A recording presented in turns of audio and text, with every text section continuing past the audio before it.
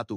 Musik serangan paling dahsyat dimulai dari rahasia pertemuan di fasilitas riset bawah tanah dekat Damaskus, yang dihadiri 24 ilmuwan rudal Korea Utara, va-6 penasihat militer Rusia. Tujuan pertemuan adalah menyelesaikan transfer teknologi pemandu hipersonik Rusia sebagai imbalan atas data uji ICBM bahan bakar padat Korea Utara.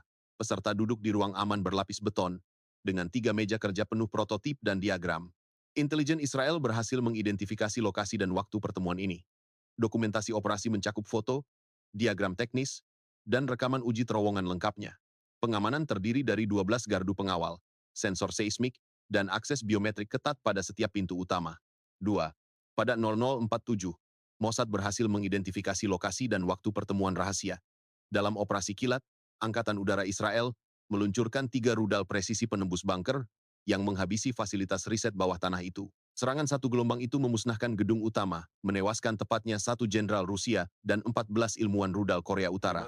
Jumlah korban yang kemudian memicu kemarahan keras di Moskow dan Pyongyang. Kemenangan taktis ini segera berubah menjadi bumerang strategis karena kehancuran menimbulkan alibi kuat bagi kedua negara untuk merencanakan balasan bersama. Dampak intelijen dan politik dari operasi tersebut berlipat. Operasi berhasil secara teknis, tetapi akibatnya membuka jalan bagi eskalasi militer internasional. Akibatnya, diplomasi runtuh sementara negara-negara tetangga bersiap menghadapi gelombang pengungsi dan kekacauan politik luas. 3. Kemarahan di Moskow dan Pyongyang memuncak. Dalam 24 jam kedua negara mengirim 15 perwira tinggi masing-masing ke Pyongyang untuk pertemuan darurat. Di sana, delegasi Rusia yang terdiri dari 9 jenderal dan delegasi Korea Utara, sebanyak 11 komandan menyetujui operasi balasan terpadu. Mereka menetapkan nama operasi Sandi Palu Keadilan dan membagi tugas secara jelas. Korea Utara akan menyiapkan 120 silo ICBM Hwasong 18 yang dilengkapi MIRV, sedangkan Rusia mengalokasikan 8 unit rudal hipersonik Avangard dan 3 kapal peluncur Zircon untuk menghantam sasaran bawah tanah. Perintah inti menegaskan target utama adalah pusat komando dan infrastruktur militer Israel untuk menghentikan kapasitas respons negara itu. Keputusan disahkan oleh Komite 5 orang yang menandatangani perintah operasi dan menetapkan jangka waktu pelaksanaan awal 72 jam, tanpa negosiasi lebih. 4. Rusia mengambil peran pemecah sistem. Sekitar 9 rudal hipersonik Avangard diarahkan ke situs bawah tanah paling diperkuat, sementara armada pesisir meluncurkan 7 rudal jelajah Zircon untuk memutus jalur pasokan dan komunikasi. Unit perang elektronik Rasuka 4 dikerahkan dalam jumlah 5 sistem tersebar di pangkalan laut dan darat. Ditambah 3 baterai Murmansk BN yang memancarkan gangguan frekuensi yang melumpuhkan radar, satelit komunikasi militer, dan jaringan seluler. Di sisi lain, Korea Utara menahan 11 silo ICBM Hwasong 18 yang melepaskan 13 hulu ledak MIRV. Setiap MIRV membawa 2 hulu ledak termobarik ganda yang dirancang untuk menghancurkan struktur perkotaan. Operasi dimulai tanpa sirene. Gelombang elektromagnetik mematikan sistem peringatan, sehingga peluncuran ICBM dan serangan hipersonik terjadi sebelum ada peringatan. Keheningan digital ini total dan mendadak menjadi tanda awal kehancuran yang mengikutinya. Gelombang itu meredam semua sinyal, menimbulkan kekosongan komando. Komunikasi darurat tidak tersambung, pusat krisis kehilangan visibilitas, dan masyarakat terlempar ke kepanikan yang tercecer sebelum respons terorganisir bisa terbentuk. Segala koordinasi militer runtuh total tanpa sisa. 5. Jaringan tiba-tiba lumpuh. Saat 2 sistem perang elektronik aktif menonaktifkan 5 jaringan. Radar udara, satelit komunikasi militer, jaringan seluler, siaran televisi, dan radio. Israel terkapar tanpa peringatan, murni buta dan tuli. Dalam keheningan itu, dari silo-silo Korea Utara meluncur 48 ICBM Hwasong 18, masing-masing melepaskan hulu ledak MIRV yang terpisah, menorehkan jejak api panjang saat memasuki atmosfer pada pagi yang sunyi. Dampaknya instan, komunikasi militer padam selama berjam-jam, evakuasi spontan gagal total, dan tragis. 6. Pukulan pertama mendarat tanpa ampun. 3 kota Tel Aviv, Haifa, dan Ashdod menerima serangan balistik yang menghancurkan pusat ekonomi, pelabuhan utama, kilang minyak, dan kawasan industri. Dari ketinggian tampak 3 kolom api raksasa, masing-masing dihasilkan oleh 24 hulu ledak MIRV yang menukik serentak, menciptakan gelombang tekanan, kebakaran, dan runtuhan yang melahap puluhan blok. Sementara itu Rusia menembakkan 6 rudal hipersonik Avangard yang mampu menembus pertahanan konvensional dan langsung menghantam struktur bawah tanah paling kuat. Dampaknya meruntuhkan 4 bunker komando Z, dan meniadakan 2 pusat komando alternatif, membuat jaringan komando terputus total. Pelabuhan Haifa, yang biasanya menampung lebih dari 100 kapal dan fasilitas logistik, berubah menjadi ladang puing. Kilang minyak Ashdod mengalami ledakan berantai yang melepaskan awan api dan bahan kimia berbahaya. Di Tel Aviv, gedung-gedung perkantoran tinggi luluh lantak, jembatan vital runtuh, dan rumah sakit kota kewalahan menampung ribuan korban luka bakar dan trauma. Citra satelit yang terekam dalam hitungan menit menunjukkan garis pantai berubah menjadi titik-titik api besar, sedangkan gelombang panik memicu eksodus massal. Skenario ini memutus akses komunikasi, melumpuhkan pasokan listrik dan air, dan menyisakan lanskap kota yang hampir tak dapat dikenali, sementara upaya penyelamatan terhambat oleh kondisi lapangan yang ekstrem dan bahaya kontaminasi. Korban sipil diperkirakan mencapai puluhan ribu. Banyak yang terperangkap di bawah reruntuhan tanpa bantuan cepat, dan risiko kemanusiaan meningkat. 7. Setelah rudal hipersonik avantgard Rusia menghantam pusat komando bawah tanah di Yerusalem dan Gunung Meron, rantai komando Israel sepenuhnya terputus. Dari reruntuhan sebuah markas regional di Negev, satu-satunya perwira berpangkat letnan jenderal yang masih hidup, Amos Harari, memanfaatkan sistem penyiaran darurat yang tersisa untuk mengirimkan perintah terakhir kepada seluruh rakyat. Pada pukul 05.46 pagi waktu setempat, pesannya disiarkan melalui gelombang radio darurat militer frekuensi 121,5 MHz. Semua warga sipil segera tinggalkan kota-kota besar, bergerak menuju perbatasan Yordania dan Mesir. Evakuasi total segera dilaksanakan. Perintah ini, yang menjangkau sekitar 9 juta penduduk, menjadi sinyal kepanikan nasional yang belum pernah terjadi sebelumnya.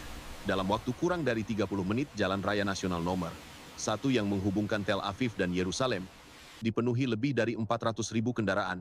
Sistem lalu lintas otomatis Israel yang telah lumpuh sejak awal serangan membuat semua rute darat berubah menjadi labirin kemacetan total.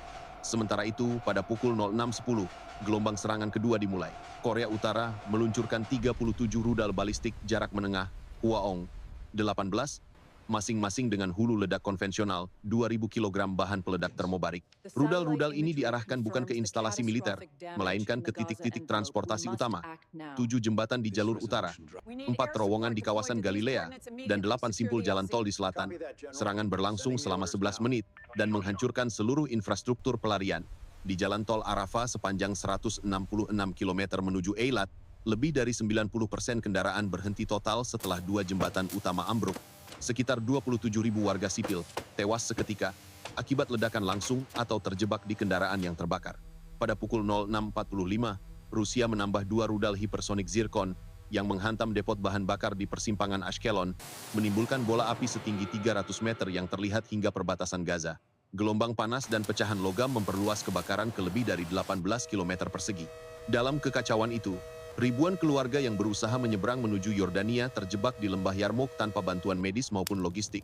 Dalam waktu 90 menit, evakuasi besar-besaran berubah menjadi bencana kemanusiaan.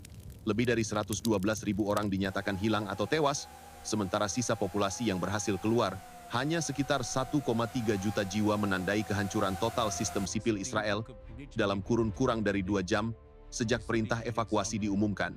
8. Gelambang kehancuran yang menyelimuti kawasan itu setelah 24 jam serangan tak henti-hentinya memperlihatkan akibat praktis yang tak terbantahkan. Lebih dari 9.000 warga terpaksa meninggalkan rumah mereka, sementara 17 pembangkit listrik utama mati total, menenggelamkan rumah sakit dan pompa air dalam kegelapan.